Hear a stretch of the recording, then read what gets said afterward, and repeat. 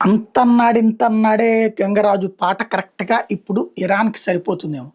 మా దగ్గర అణుబాంబులున్నాయి 9 అణుబాంబులున్నాయి. అట్లాగే అణు వార్ హెడ్‌లున్నాయి. ఇగో చూసుకోండంటూ ఆ మధ్యన వరుసబెట్టి వీడియోలు చూపించింది. అందులో భూగర్భం లోపల ఉన్నటువంటి స్థావరాలు, అందులో అన్ని రకాలైనటువంటి ఆయుధాలు, మిస్సైల్సు, యుద్ధనానికి సంబంధించి వాడేటటువంటి అన్ని పరికరాలని చూపించింది. అందులో అణ్వాయుధాలు కూడా మా దగ్గర ఉన్నాయి అని చూపించుకొచ్చింది.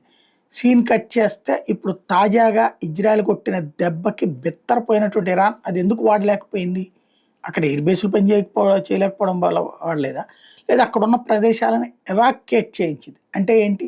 ఏదో జరుగుతోందన్నటువంటి అంశమే గదా!